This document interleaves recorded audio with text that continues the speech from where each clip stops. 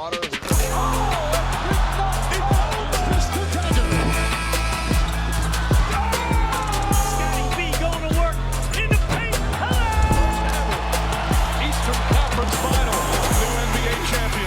It's a team from Toronto, Canada.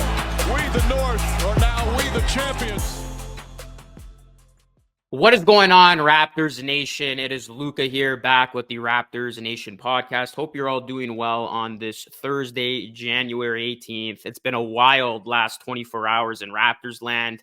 Of course, the Raptors making another big trade, a franchise-altering trade, two big ones in less than a month, really changing the landscape in a heartbeat. I mean, these were moves that were talked about at large for many, many months. Masai Ujiri finally going in a new direction to begin this 2024 calendar year, with first the OG Anunoby trade to end 2023, and then the Siakam trade just 17 days into the new year, as the Raptors now embark on a new era, ushering in a rebuild around Scottie Barnes. And in this one, I'm going to be taking a look at what Masai Ujiri said, as he did address the media in wake of the Siakam trade. Then I'm going to be reacting to some very, very shocking news we got, which actually made the Siakam trade official. And that is the Raptors, unfortunately, having to waive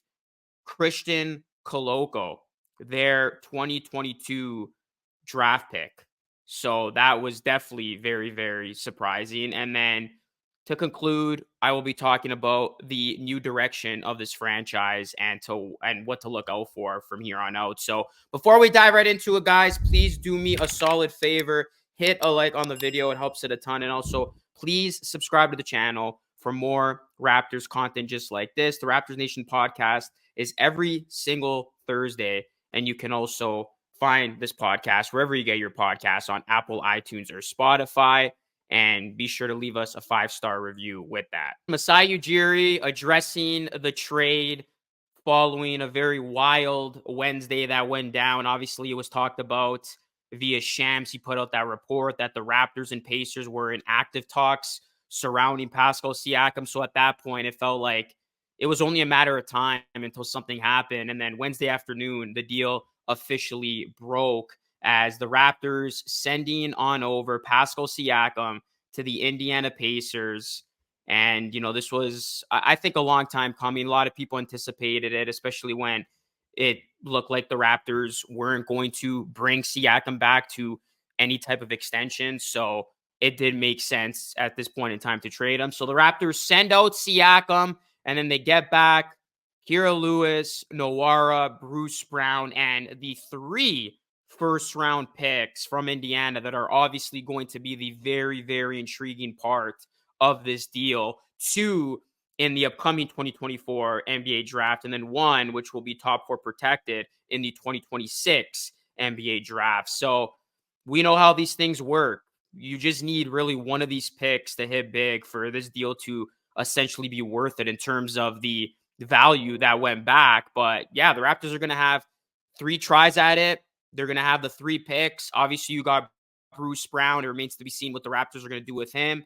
But yeah, let's talk about now what Masai Ujiri said in his press conference following the trade. So Masai Ujiri, and I'm just going to paraphrase here. I did shoot out a couple of posts on X. Go check me out over there. Give me a follow at Luca Rosano 3. Yeah, Masai Ujiri, essentially, I mean, he says he has no regrets waiting as long as he did to trade Anunoby and Siakam. He said he wanted to give the group from last season the benefit of the doubt and a chance to go out there and compete, which is why he made the trade for Jakob Poeltl. He said there's no point to cry over spilled milk.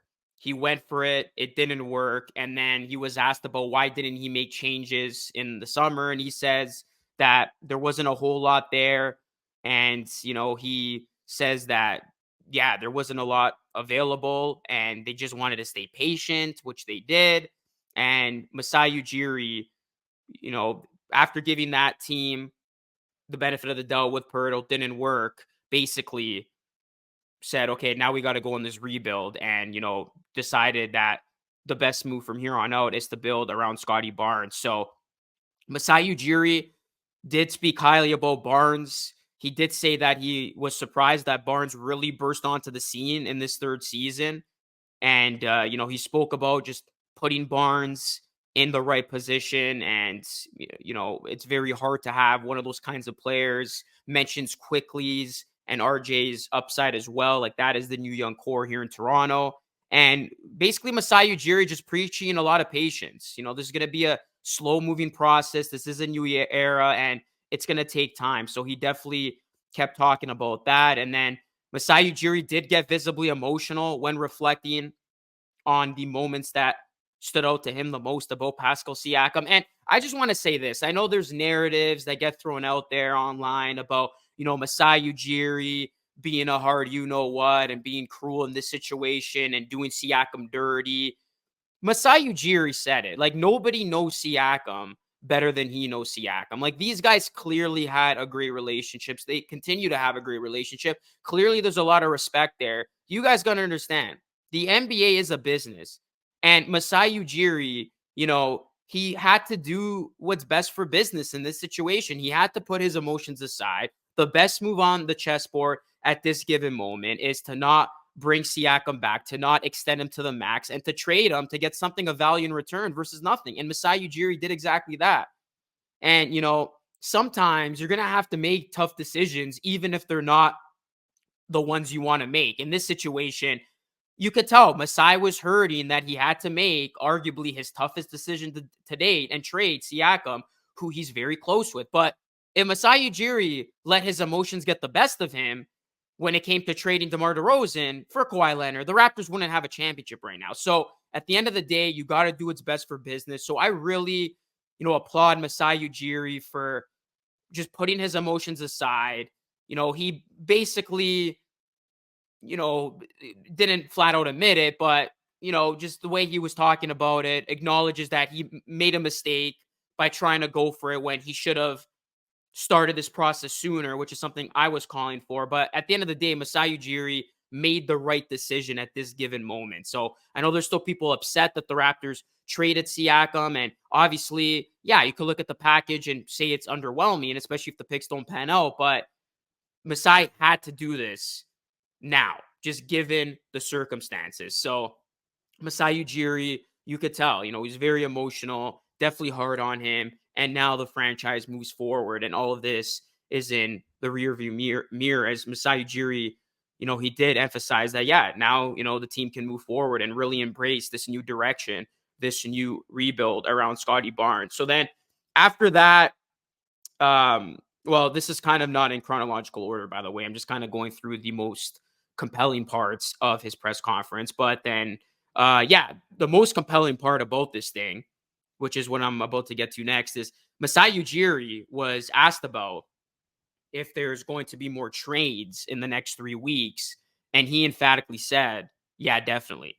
So that to me suggests that the Raptors could just look to fully rip off the Band-Aid and look to see what else they can do here and navigate this trade market. Because, yeah, there's still 3 weeks left. Like, the trade deadline is not until February 8th. And, the benefit of doing this deal before then is now you can have some follow-up deals that you can really put yourself in a position to further build your future, whether it be, young players coming back or draft picks. And the Raptors are, they still have guys on the roster who could potentially get a lot of interest by contending teams. Now, it is important to note the first guy here who has been already speculated, and maybe the Raptors move him in, Bruce Brown. Blake Murphy of Sportsnet put out a great piece over on Sportsnet, just kind of looking at, all the numbers and the cap. Wonderful piece written by him. Go check it out. He basically said if the Raptors trade Bruce Brown, they can include him with other players. So it would have to just be a solo trade for him. But because his contract is a little flexible, it is movable. So something that is being discussed is if the Raptors are going to trade Bruce Brown ahead of this deadline and look to get, some assets back, some future picks. And basically Masai Ujiri said that Bruce Brown is a part of what they're trying to do. So whether that's just, a figure of speech or that means something, he didn't necessarily come out and say, we're going to trade Bruce Brown, which obviously he wouldn't do that. But I do want to, make it known that Masai did say that, Bruce Brown is a key contributor to this. So maybe the Raptors keep him, maybe something comes up and they don't, but that's going to be a big name that could potentially be moved in all of this. Jakob Poeltl, who the Raptors obviously traded for at last season's trade deadline in an attempt to go for it.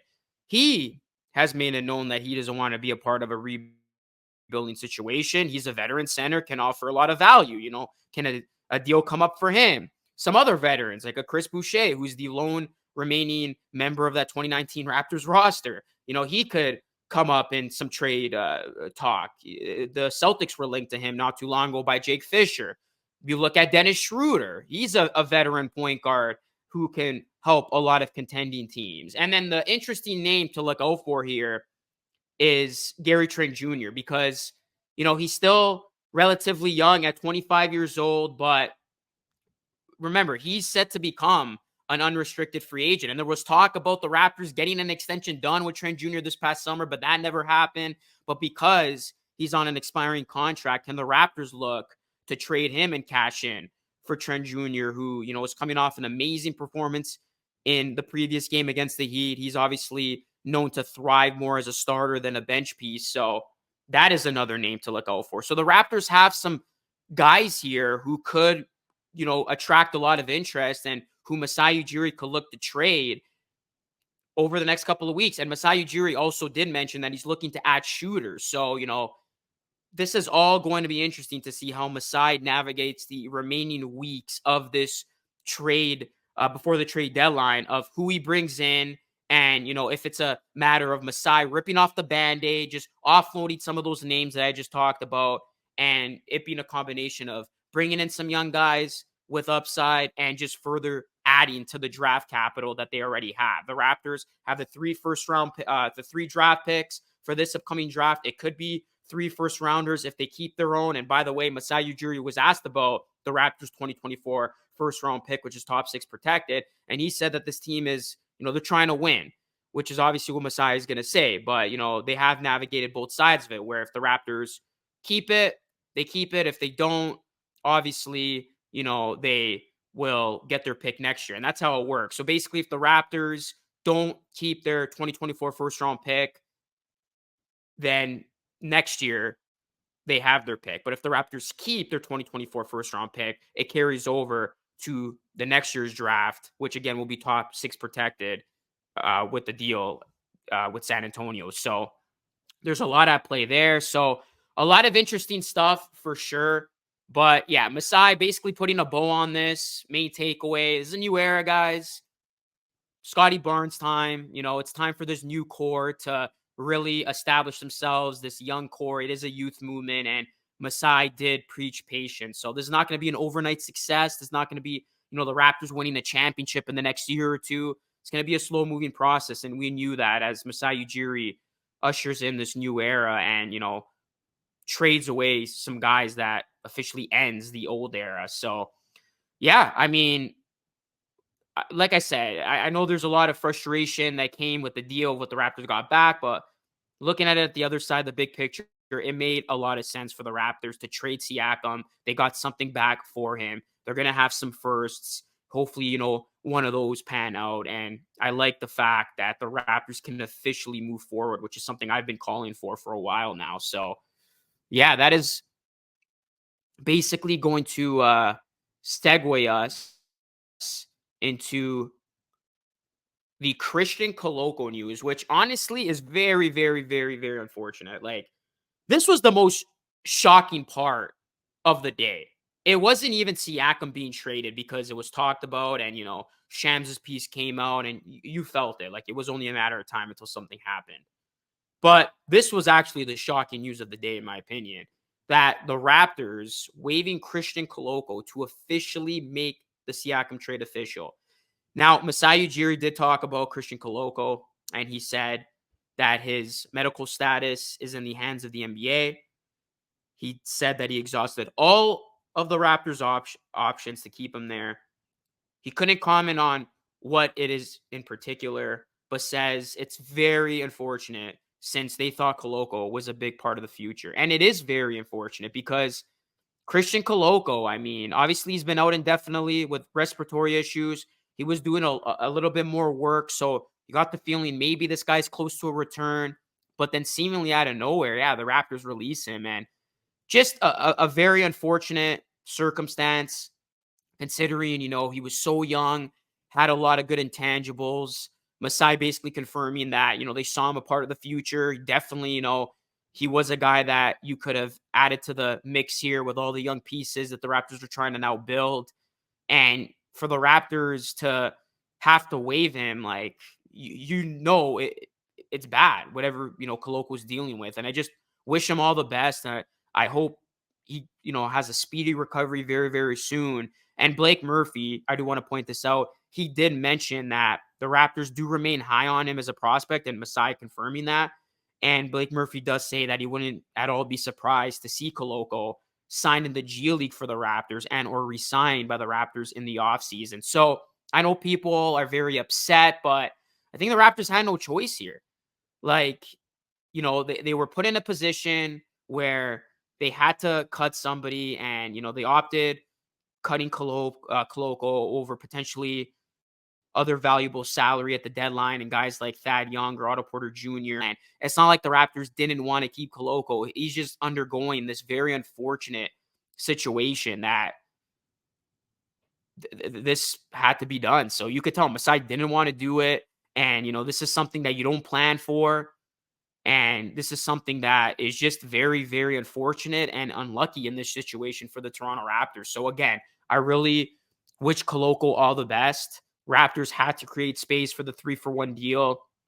And Koloko, hopefully, he can realign with the Raptors down the line. That is definitely a possibility, as Blake Murphy alluded to. And, he is somebody that I saw as being a fit with this Raptors future and a very intriguing young prospect. Just, taking a look at his size, his agility, just a true big, right? And, he did do some good things in the minutes and the games that we saw him playing for the Raptors. So just overall, really, really unfortunate. Again, there's not more to be said about that, just all around. And you just hope that, Koloko, just from not even a professional level, just from a health standpoint, he's okay and he can get back to 100% and, resume his NBA career on the basketball floor. So Koloko waived to make the trade official. And then just to kind of wrap up here, I know I spoke about this a lot in the opening piece, but new direction of the franchise. I know there's still people trying to get over the Siakam trade and people are upset about the underwhelming return and all this, but like I even said this in the video yesterday. The onus on front office, they waited too long. Clearly, they should have started this process earlier, but as Masai said, he wanted to give that team the benefit of the doubt. He felt probably like he owed it to guys like OG, Siakam, Fred, who he was close with. But now looking at it, like it's in the past, it's in the rear view. Like I said, the best way to handle the situation from here on out is how Masai handled it. He offloaded OG in a trade, which I think he absolutely aced, getting two young players with star upside who are ready to play now, ready to compete now, and they're already showing you how wonderful they can be and quickly and Barrett. And then for Siakam, he knew he had to get something in return for him. Obviously, he made up his mind he wasn't coming back. Couldn't lose him for nothing. Couldn't get the young players with star upside. And to be honest, that is an excellent job by Indiana to get this deal done from their perspective and not surrendering one of their top intriguing young talents. And now they do have Siakam, who it does seem that he is going to stay there long term. So the next best thing is Masai Ujiri went for the draft capital. And, it is set to be a weak draft class, but there's always good players in drafts. And Masai did talk about, needing to learn and be better at these drafts because obviously you look at the Raptors draft history, other than Barnes, there's been a lot of disappointments. But in all fairness, you look at some of those picks, a lot of them were, second rounders, 59 overall picks. The Koloko pick, it's just an unfortunate situation. You can't even pin that on management. That's just a very unlucky situation at that. So the Raptors draft game has to be on their A game for, one of these picks to hit. But we saw this. The writing was on the wall. And the Raptors needed to do this. They needed to go into this youth movement because I promise you, the Raptors' future is brighter now doing what they did than if they had kept Siakam to a max deal. I am 100% confident when I say that. It's going to take time. It's not going to be overnight, like I said, but the Raptors' future is in a much better position post-trade versus if they brought Siakam back and signed him to that max extension. They had hit their ceiling. And Masai talked about, when thinking about, what we're going to do with Siakam, he thought about the fit with Barnes, the youth movement, going younger. And, the Raptors are able to do all that, and they're not done. There's still a lot more shedding to do on this team, but the direction of this franchise is a youth movement. The young core is Barnes, Quickly, Barrett, and, the face of the franchise. Dark will call him the face of the league. I don't know about that, but the face of this franchise is definitely Scotty Barnes, who has exceeded all expectations in his third year. He already wants to win now, which is going to help expedite this entire process. So this is what was needed from the Raptors. They had to flip the page, start fresh officially, and they do just that. So I'm happy that this finally gets done. And, now everything can this team and franchise can move on and build towards something. So that is going to conclude today's show. Just wanted to give you my final thoughts on the trade, weigh in on what Masai Ujiri said. And let me know your thoughts to all this. Let me know what you're thinking at this point. Raptors Nation, hit a like, subscribe to the channel, ring the bell for more, leave your comments down below. And that is it for me. Raptors play the Bulls. That game is actually going to be on TNT, which I didn't know that until today, I'll be honest. And it's a perfect opportunity for the Raptors young core to shine on national TV. So we'll see how the Raptors look in that one. And I will have a post-game video following the conclusion of that one. That is it for me. It's Luca signing off. As always, thanks so much for watching. And until next time, stay safe.